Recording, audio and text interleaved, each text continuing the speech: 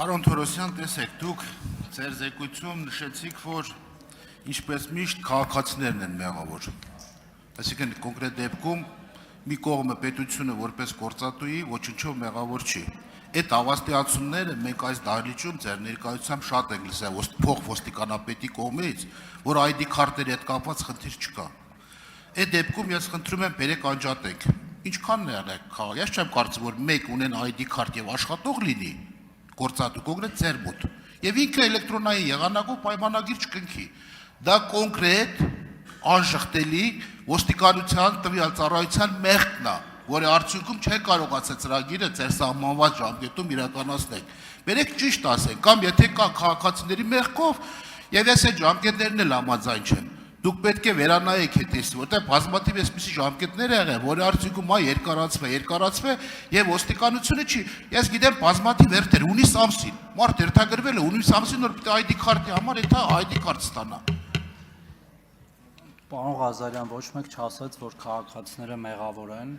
բացարձակ։ Ես ասում եմ, որ մեր շատ քաղաքացիներ չեն հասցրել իրենց ID քարտը վերցնել, որը անհրաժեշտ է էլեկտրոնային ստորագրություն ունենալու համար, բայց այլ 100,000-ավոր քաղաքացիներ էլ վերցրել են։ Մենք այս պահին խոսում ենք մոտ 200,000 քաղաքացու մասին, ով ունի աշխատանքային պայմանագիր, այսինքն գրանցված է որպես օրինական աշխատող պետական երկրապահների կոմիտեի համակարգում, բայց չունի ID քարտ, բայց այն մնացած 600,000-ից ավելին ունեն, եւ հետեւաբար դա քաղաքացու ընտրությունն է եղել եւ մենք խրախուսել ենք, որպեսզի տարբեր գործիքներից օգտվելու համար մեր քաղաքացիները դա անեն, նաեւ տվել ենք բավարար ժամանակ։ Ինչ վերաբերում է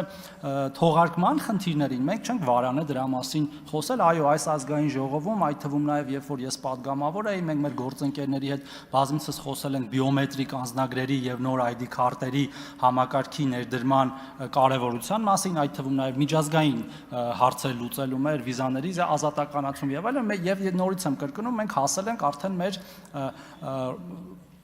վերջնական գծին, հա, այդ ռուսերեն ասած ֆինիշնի պրիմոյին, որ արդեն երևում է այդ վերջը, կա պետություն մասնավոր համագործակցությունը եւ այդ մասնավոր ընկերությունը, որը ընտրված է եւ ID քարտերի օրինակներն էլ արդեն կան, տպագրվելու են, բայց դա չի խանգարում հիմա էլ վերցնել։ Պարզապես մենք չենք կարող մեր քաղաքացիների աշխատանքային իրավունքները ստորադասել իրենց իսկ կողմից այդ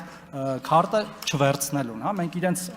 ասել ենք, որ կա ժամանակ, խնդրում եմ գնացեք վերցրեք, պատշաճ եւ բավարար ժամանակ, այլ որոշ քաղաքացիներ դա չեն արել, մենք չենք ուզում, որ իրենց իսկ չվերցնելու պատճառով իրենք իսկ խնդիրներ ունենան։ Արձագանք։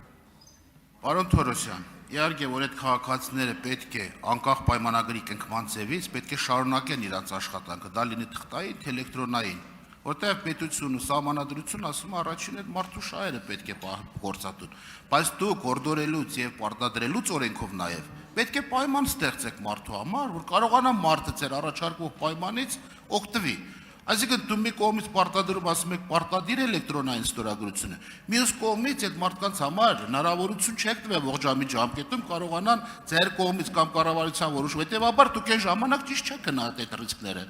Այդ դրա արդյունքում էլ եկել ենք ամեն օր արտերտ նիստ ենք անում, որպեսզի կարողանանք մենք այդ բացի տեխնիկական բնույթի բացը լրացնենք։ Այս ամբողջ խնդիրը պետք է տաս հնարավորություն հետո պահանջես, դու առանց հնարավորություն տալու մարդուց են ես պահանջը, որի ձեռքի չէր գործիքակազմը, ո՞նց է լուծելու։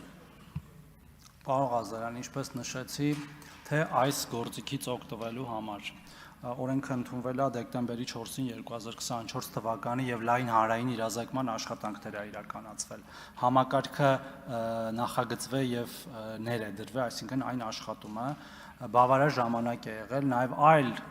գործիքներից օգտվելու համար ստանալ էլեկտրոնային թվային ստորագրություն, բայց մենք հաշվի առնելով, որ այնուամենայնիվ մեր շատ քաղաքացիներ դա չեն հասցրել անել,